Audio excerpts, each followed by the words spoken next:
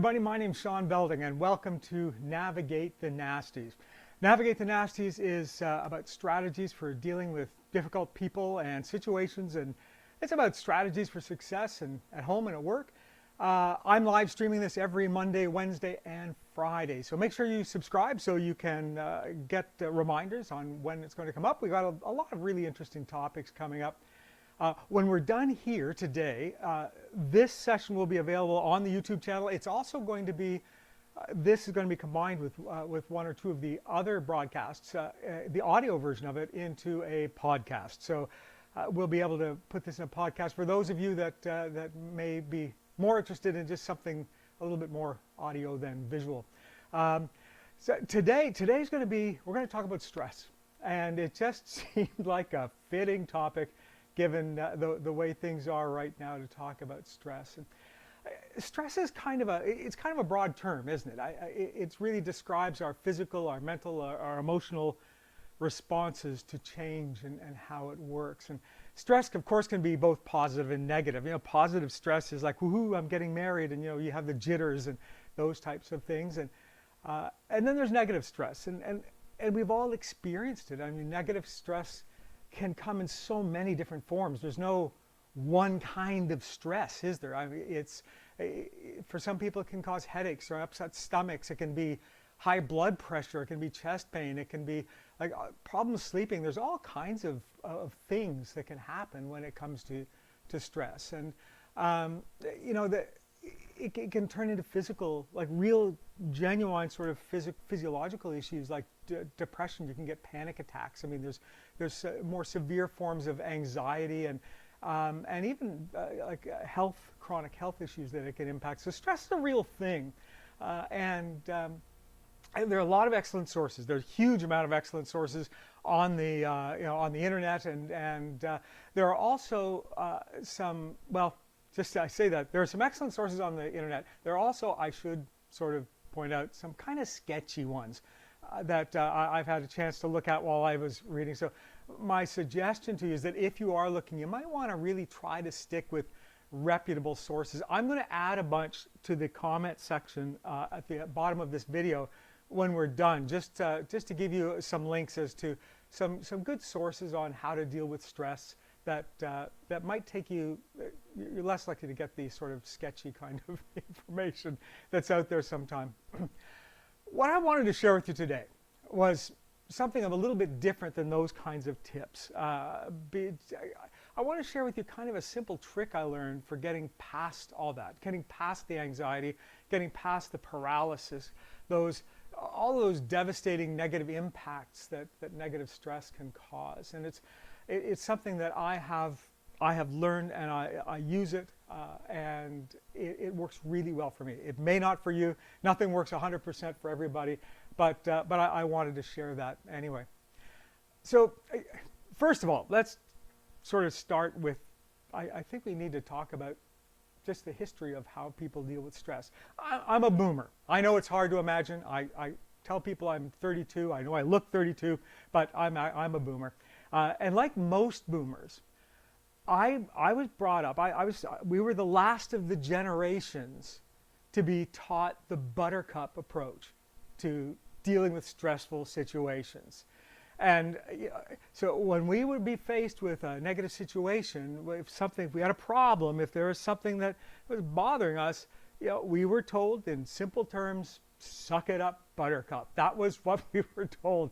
And it's that Buttercup solution, and that was how we were all taught to deal with stress. It's like, yeah, stress, deal with it, suck it up. That was it. But as with everything, right? As times change, and our understanding of things start to change, we've learned that this approach, the Buttercup approach, really may not be the most effective way to manage change and difficult situations and those sorts of things. Perhaps the biggest thing we've learned, I think, that as we've learned that doesn't work, is that we don't have to deal with stress. We don't have to deal with things on our own. We've learned that there's no shame in being stressed, or being overwhelmed or being anxious. We've learned that when we struggle with these emotions, it doesn't mean we're inadequate. It doesn't mean that we're in some way weak or that we're in some way inferior. Really what it means is we're human, because everybody deals with this. And quite frankly, it's okay to lean on others and to seek help. And I think that's a wonderful, beautiful transition that's happened over the last, it's taken 30, 40 years, but it's happened. And I think that's been a really important one. I think it's also really important to understand one of the reasons that stress is a bigger topic now than it used to be. That how profoundly our world has changed since the Buttercup years. It's very, very different. In 1976, for example, only about 35% of households with children had two working parents. As of 2015, that number became almost 70%. I suspect it's higher now.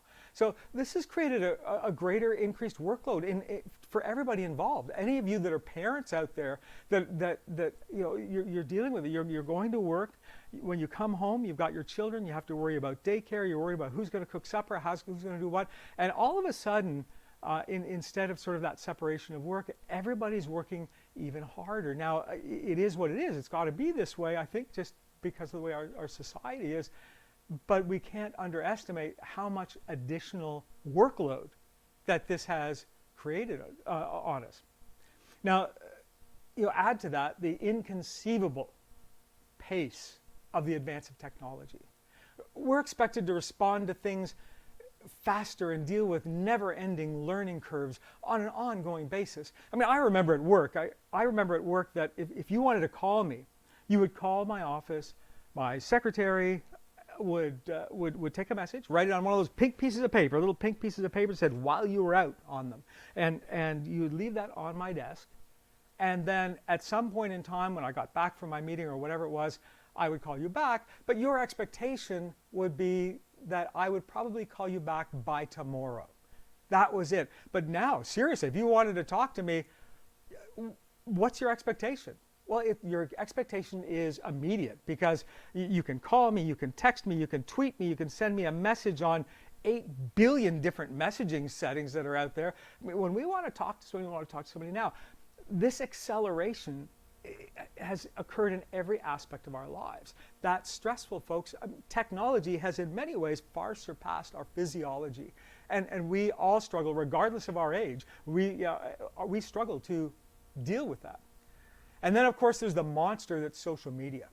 I mean, despite being little more than a teenager, I mean, social media, like iPhones really didn't come into being until 15 years ago. So social media, when you think of all of those things that we use, Facebook was 2002, I believe, when it sort of kicked off as a thing, if I'm not mistaken. So that's not that long ago. Social media is a teenager, and its presence, right? Its presence has a profound impact on all of us, and we all know this, right? I mean, we're inundated with news and stories and people reaching out to us and links, and we're getting facts, we're getting fiction disguised as facts, and we're getting the expectation that there's been a lot of discussion about, that we always have to be at our best, right? I mean, nobody wants to go onto Facebook and say, I'm really depressed today, right? So all we ever see on things like Facebook or even LinkedIn or Instagram are these wonderful kinds of pictures and photos and ideas that sort of set this sometimes unrealistic and unattainable set of expectations for it. And these are all things that it's fair, I think, the reality is it's just impossible to live up to those expectations. And mainstream media, so you get past social media into mainstream media, I mean, they're trying to retain their audience, and they're competing in many ways against the social media and the breadth of it. So mainstream media is, and we see it all the time now, that they're starting to stretch the boundaries between journalism and between sort of sensationalism, and it is pushing it to the breaking point in many ways.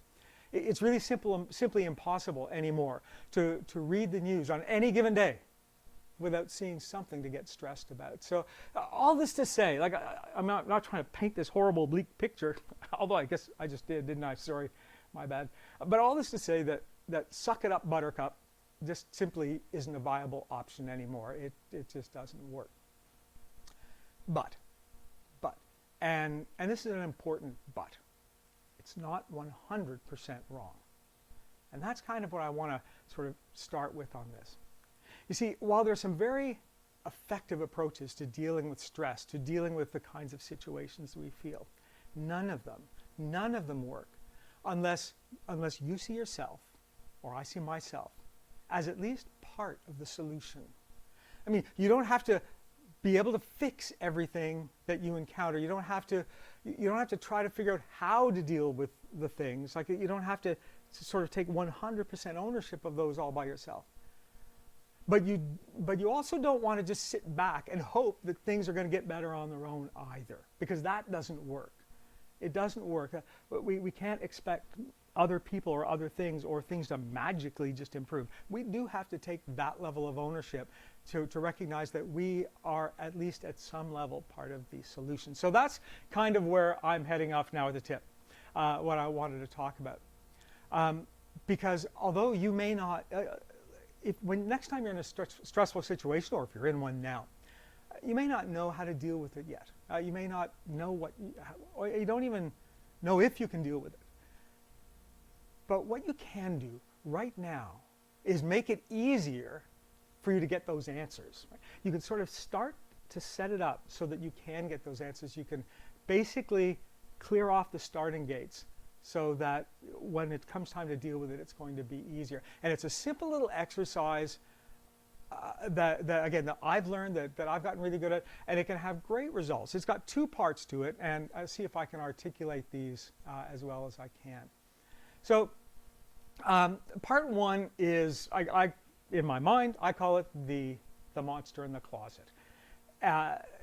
Most often, like, stress is caused by uncertainty, and it's caused by a fear of the unknown. It's something that's coming up. It's something that's around the corner. We don't really understand it, and we don't really understand what the outcomes are going to be, what the impact on us is going to be, or what our future is going to be in some cases. And really, stress is your brain working overtime on those questions like, well, what if this happens? And what's going to happen this? Like those kinds of questions, right? And how am I going to ... questions.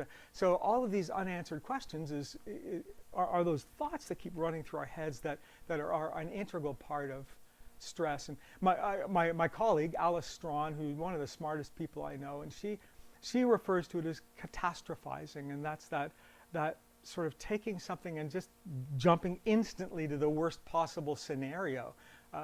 And that's really not very productive, but we do it.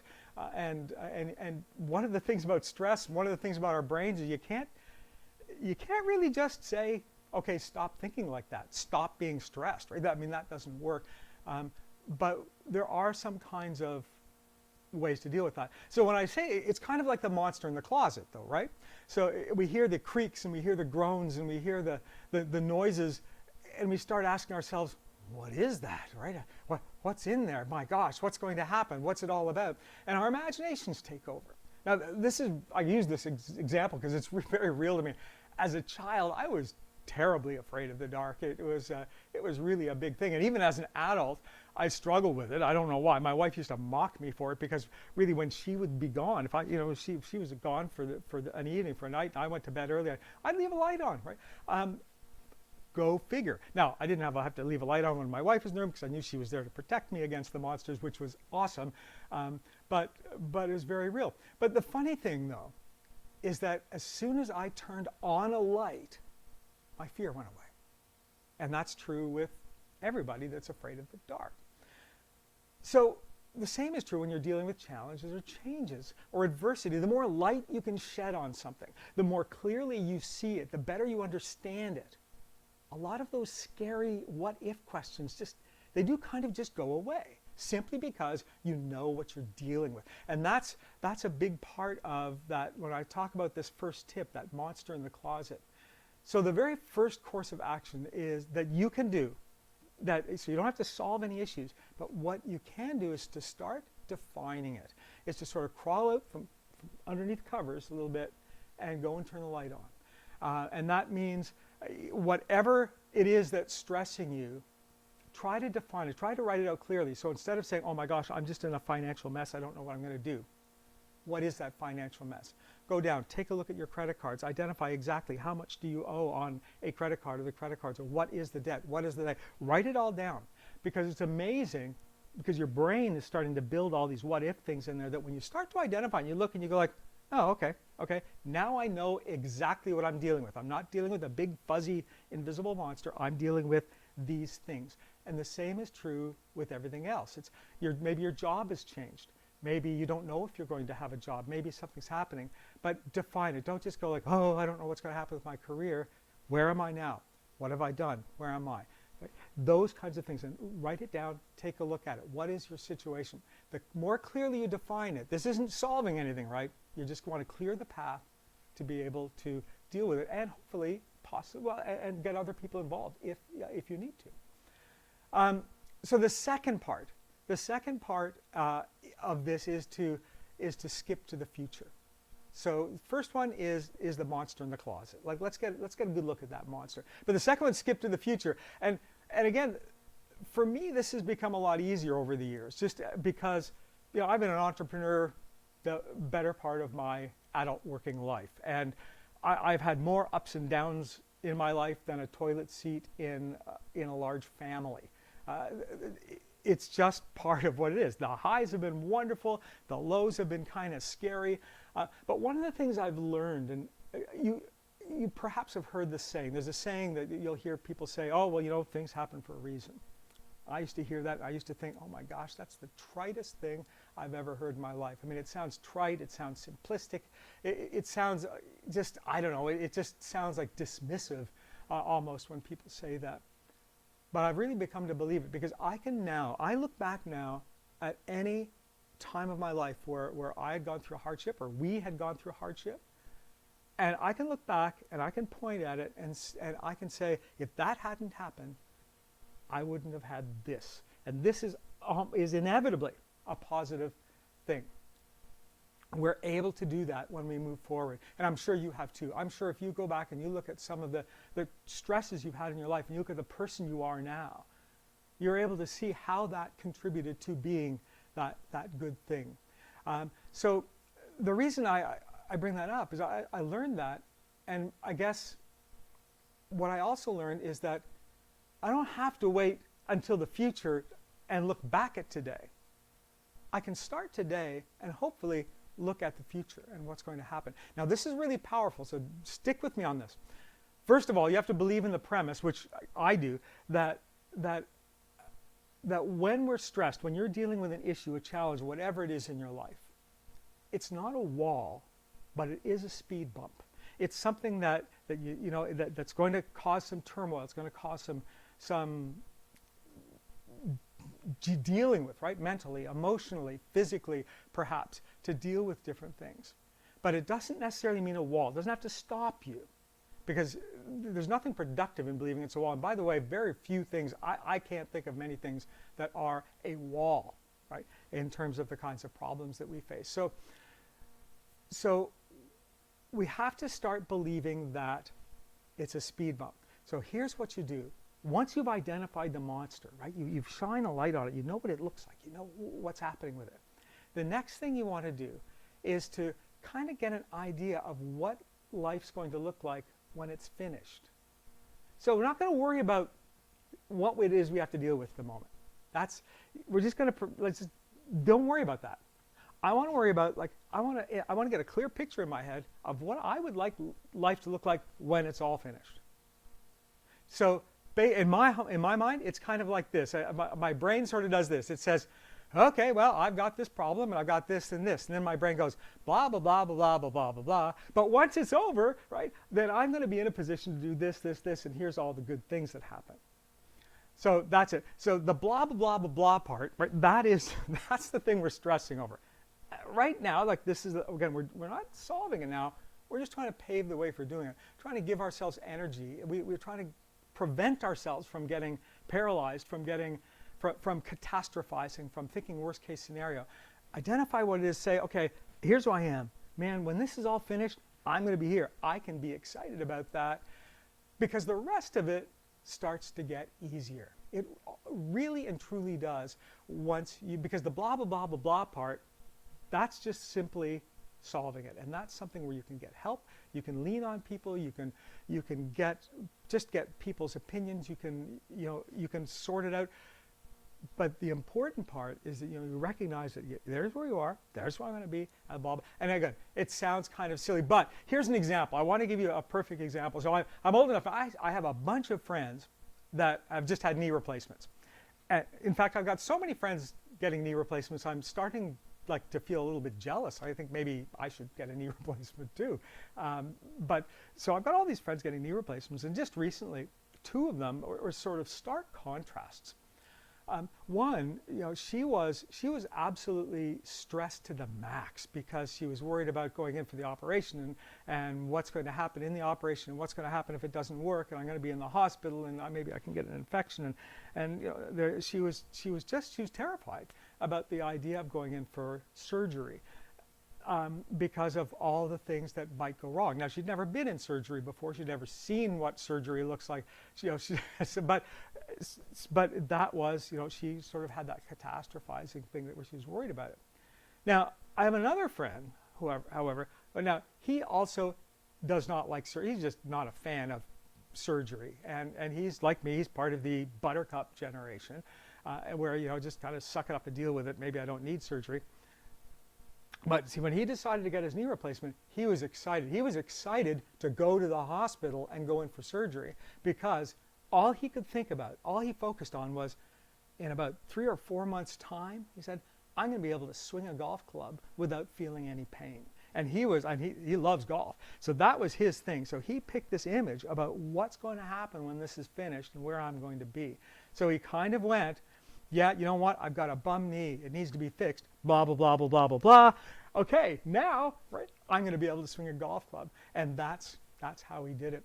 So I really encourage you to try this. We all need that little bit of buttercup in us, right? We all need that little bit where we have to say, I'm going to take some responsibility for breaking through my stress. Right? I'm going to take the ownership to at least set myself up for success. I may not know how to deal with it. I may not be able to deal with it, but at least pave that way. And the best way I know how to do it, again, identify that monster in your closet and give yourself a vision of what the future looks like. That's it for today, folks. I really appreciate you joining me. This has been a lot of fun. On Friday, we're going to be back again at 2:20, again, assuming that I don't make any horrible mistakes with technology, which can happen. But I have a really special one on Friday. I want to share with you a really interesting technique that I learned for dealing with people. So one of the things that we do, of course, in our training programs and in consulting, is we're working with how to deal with difficult situations, different kinds of people, how to sort of be able to manage conversations and customer service or leadership, that sort of thing. And so one of the things, of course, is how do you prevent arguments? How do you prevent those things from happening when you're in a conversation with somebody in a difficult situation? And I have to tell you, I learned a technique about 6-7 years ago. And since I learned that technique, it's going to sound horrible, but it's true. Since I learned that technique, I have not had a fight with my wife in 6 years. And that's the truth. I haven't. Now, I know what you're thinking. It's like, no, it's not because I travel a lot and I'm not home. That's not what it is. And yes, we're still married. We're still together. But it's a fantastic technique on how to turn arguments into conversations and how to prevent sort of conflict, which is a natural thing, from turning into confrontation. So again, that will be on Friday. It'll be at 12:20. And if you subscribe to the channel, it will give you an update. And again, it will show up on my YouTube channel when all is said and done. Until then, folks, thanks for joining me. Stay safe, stay well, and look for the fun times at every opportunity you can. Thanks again.